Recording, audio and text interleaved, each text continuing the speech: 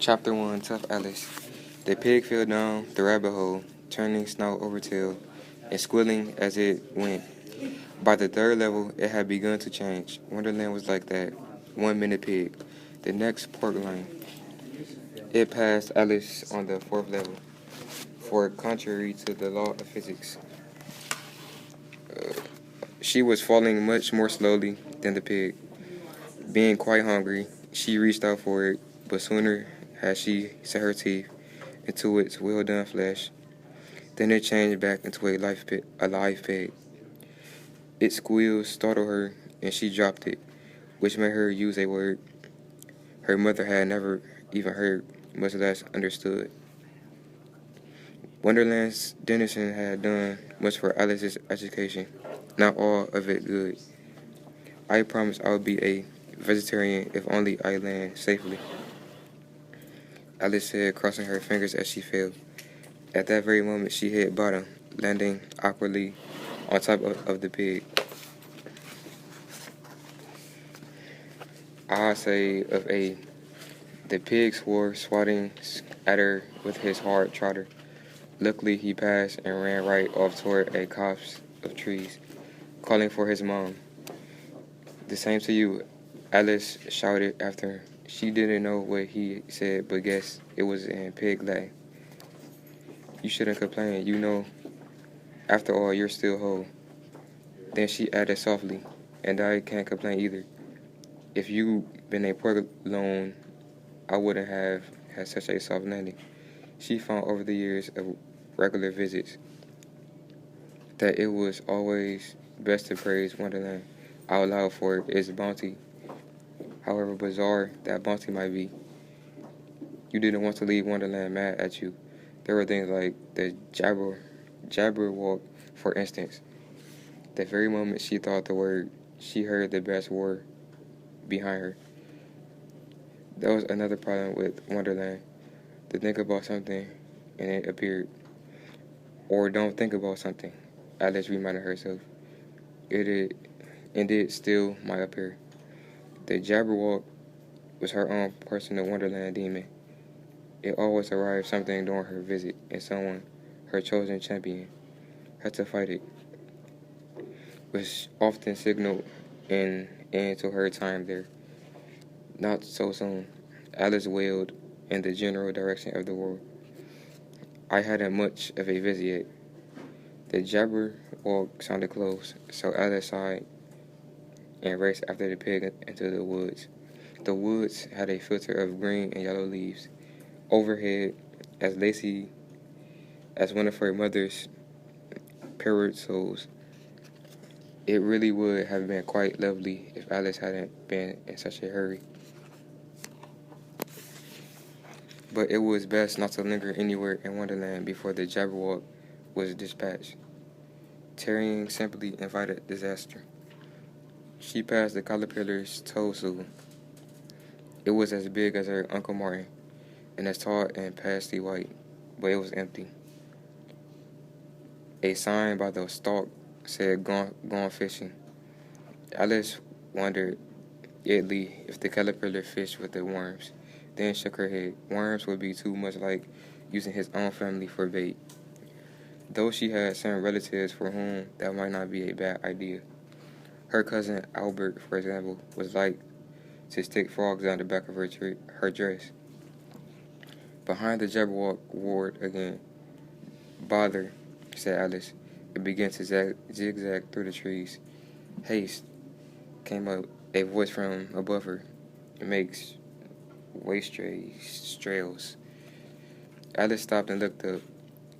The Cheshire cat's grin hung like a demented quarter moon between two limbs of an elm tree. Haste, continued the grin, is a terrible thing to waste. That's really not quite right, Alice began, but the grin went on without pausing. Haste is waste control. Haste is wasted on the young. Haste is. You are in a loom, said Alice, and not waiting to hear another word from the Jabberwock, ran on. Sunlight pleaded down through the trees, wider and wider. It hit a clearing beckoned. Alice could not help being drawn toward it. In the center of the clearing, a tea party was going on. Hitherto Dormouse to hear, the conversation was thrown around the long oak table like some erratic ball in a game without rules. The hatter was saying that teapots made bad pets, and the dormouse that teapots were big pets, and the hare that teapots held big tippets. Alice knew that if she stopped for tea, Chamonmouth would be nice with a couple of wholemeal biscuits. The Jabberwocky war would be on her in a Wonderland moment, and she hadn't yet found a champion for the fight. So she raced past the tea table, waving her hand. The Tea Party trio did not even stop arguing long enough to call her out her name.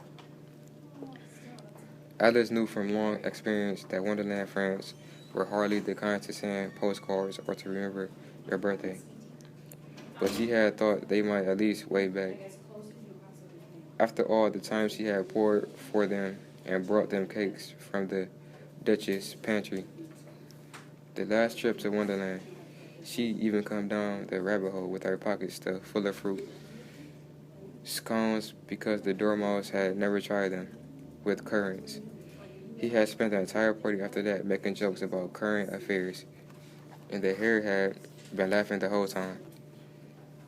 Hysterically, according to the hater.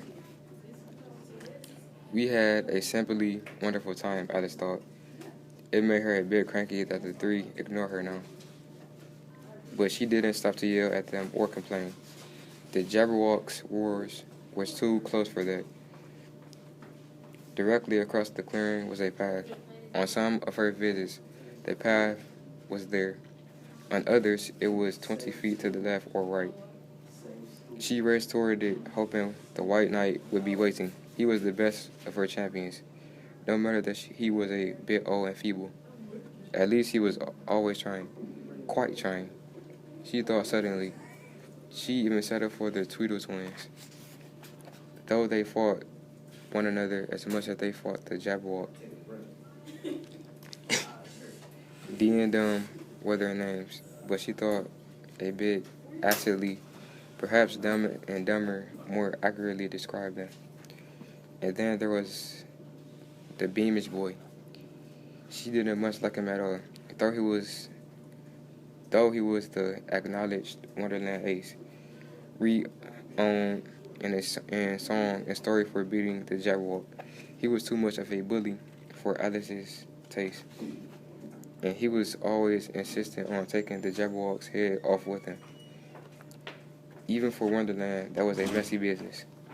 Of course, this time, with the beast having gotten such an early start, Alice thought miserably she might need them all. She had hoped for more time before the monster arrived on the scene. Wonderland was usually so much more fun than a vacation at Bath or baiting. The one being her mother's favorite holiday spot, the other her grandmother's. But when she got to the path, it was empty. There was no sign of the White Knight or the Tweedles or even the Beamish boy, who, now that she thought of it, reminded her awfully of her cousin Albert. And suddenly, the Jabberwock's wars were close enough to shake the trees. Green and gold leaves fell around her like rain. Alice bit her lip. Wonderland might be only a make-believe place, a dreamscape or a dream escape. But even in made-up land, there were real dangers. She'd been hurt twice, like just falling down the rabbit hole. A twisted ankle one time, a scratched knee another, and once she had pricked her finger on a thorn and the talking flower garden hard enough to draw blood. How the roses had laughed at that. However, the Jabberwock presented a different kind of danger altogether. He was a horrible creature, nightmarish, with enormous sharp-toothed jaws, claws like gaffing hooks, and a tail that could swat her like a fly. There was no doubt in her mind that the Jabberwock could actually kill her if he wished, even in this imaginary land. He had killed off two of her champions on other visits, a jack of clubs and the dodo, and had to be dispatched by the Beams boy. She'd never been either of the champions again. The thought alone frightened her, and that was when she started to cry. No crying aloud, said a harsh, familiar voice. No crying aloud, said a quieter voice, but one equally familiar. Alice looked up. The red and white queens were standing in front of her. The white queens offering a handkerchief that was slightly tattered and not at all clean. Here, blow. Alice took the handkerchief and blew, a sound not unlike the Jabberwock's roar, only softer, infinitely less threatening. Oh, she said, thank goodness you are here. You two can save me. Not us, said the red queen. Never us, added the white. But then why else have you come? Alice asked. I am always safe on this path. Wherever this path is at the time. The path is past, said the red queen. We are only present, not truly here. As she spoke, the dirt path dissolved, first to pebbles, then to grass. And you are your own future, added the white queen. Alice suddenly found herself standing in the meadow once again. But this time the hare, the hater, and the dormouse were sitting in stands set atop the table. Next to them was the caterpillar, his fishing pole over his shoulder, the Cheshire cat, grinning madly, the white knight, the Tweedle twins, the Beans boy, and a bright red beanie, the Duchess and her pig baby, and a host of other Wonderlanders. They were exchanging money right and left. My money's on you, the White Queen whispered in Alice's ear. I think you will take the Jabberwock in the first round. Take him where? Asked Alice. For a fall, the Red Queen answered. Then shoving a wad of money at the White Queen, she said, I will give you 3-1 against. Done, said the White Queen, and they walked off arm in arm toward the spectator stands, trailing bits of paper money on the ground. But what can I fight the Jabberwock with? Alice called after them. You are a tough child, the White Queen said over her shoulder. You figure it out. With that, she and the Red Queen climbed onto the table and into the stands, where they sat in the front row and began cheering. The White Queen for Alice, the Red Queen for the Beast. But I'm not tough at all, Alice wailed.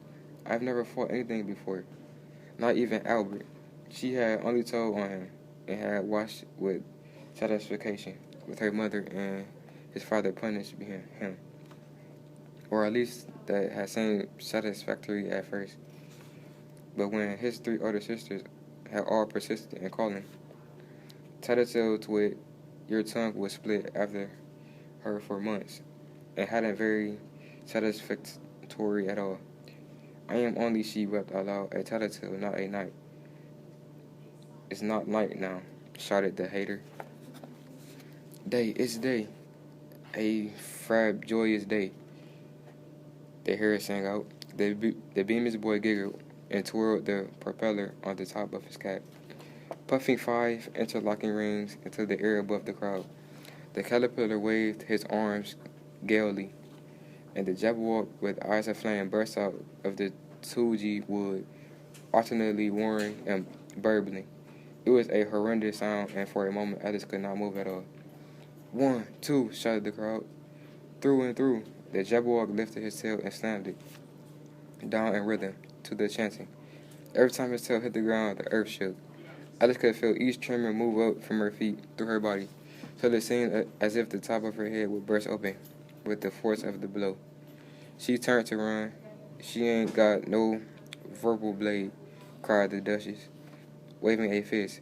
How's she gonna fight without her blooming blade? At her side, the pig squealed. Orbal ve ade blade. The Bemis boy giggled once more. Right, Alice thought. I haven't had a verbal blade or anything else for that matter. For this part, the Jabberwock seemed delighted that she was weaponless, and he had stood up, his hind legs, claws out, to slash a right, and then they left in Alice's direction. All Alice could do was duck and run again. The crowd cheered, and a great deal more money changed hands. The Red Queen stuffed dollars, pounds, lira, and kroner under her crown, as fast as she managed. On the other hand, the Dormouse looked into his teapot and wept. "Oh, Alice," came and cried from the sands. "Be tough, child. Be strong."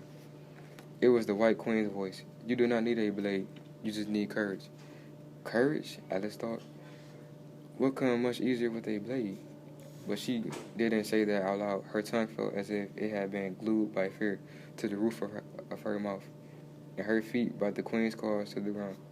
And still the Jabberwock advanced, but slowly, as if he were not eager to finish off all at once.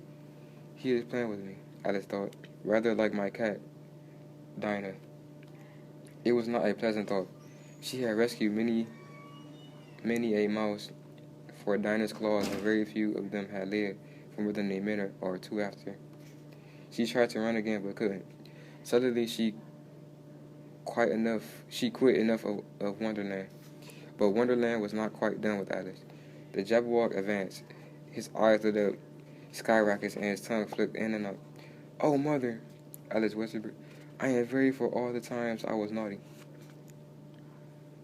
I am sorry for all the times I was naughty. Really, I am." She could scarcely catch her breath, and she promised herself that she would try and die nobly, though she really didn't want to die at all. But if she died in Wonderland, who would explain it to her family? The Jabberwock moved closer.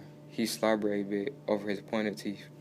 Then he slipped on a pound note, staggered like Uncle Martin after a party, and his big yellow eyes rolled up in his head. "Oof," he said. "Oof." Alice whispered, "Off?" And had been so horrible and frightening, and now suddenly it was rather silly. She stared at the Jabberwock and for the first time noticed a little tag on the underside of her left leg. "Made in Brighton," it said. "Why, he's nothing but a overlarge wind-up toy," she thought. At the very minute she thought that, she began to laugh and laugh and laugh until she had to bend over to hold her stomach and tears leaked out of her eyes. She could feel the bubbles of laughter still rising inside, getting up her nose like sparkling soda. She could not stop herself. "Here now," shouted the Beamish boy. "No laughing. It ain't fair." The Cheshire Cat lost his own grin. "Fight first, laughter after," he advised. "Or maybe flight first, or fright first." The Red Queen sneaked out of the stands and was almost off the table, clutching her crown full of money, when the Dormouse stuck out a foot.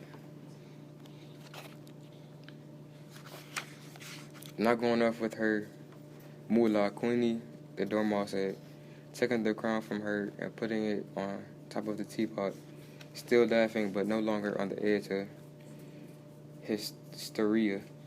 Alice looked up at the Jabberwock, who had become frozen in place. Not only was he stiff, but he had turned an odd shape of gray and looked rather like a poorly built garden statue that had been out too long in the wind and rain. She leaned toward him. "Boo," she said, grinning. Little cracks ran across the Jabberwock's face and down the front of his long belly. "Double boo," Alice said. Another crack ran around the Jabberwock's tail, and it broke off with a sound like a tree branch breaking. "Triple," Alice began, but stopped when someone put a hand on her arm. She turned. It was the White Queen. "You have won, my dear," the White Queen said, placing the Red Queen's crown, minus all the money, all Alice's head. "A true queen is merciful," Alice nodded, then thought a moment. "But where was the courage in that?" "All I did was laugh. Laughter in the face of certain death." "It is the very definition of the hero," said the White Queen. "The Jabberwock knew it, and therefore it could no longer move against you. You would have known it yourself much sooner, had the beastly Albert not been such a tattletale." "But I was a tattletale," Alice said, hardly daring to breathe. "Who do you think told Albert's sisters?" asked the White Queen. She patted a few errant strands of hair in place and simultaneously tucked several stray dollars back under her crown. Alice digested this information for a minute, but something above the conversation was still bothering her. Then she had it. "How do you know about Albert?" she asked. "I'm late." The White Cream Queen cried suddenly and dashed off down the road, looking from behind like a large white rabbit. Alice, she, Alice should have been surprised, but nothing ever really surprised her anymore in Wonderland, except herself. Courage, she thought. Laughter, she thought. Maybe I'll try them both out on Albert. And so thinking, she felt herself suddenly rising, first slowly, then faster and faster, still up the rabbit's hole, all the way back home. The end.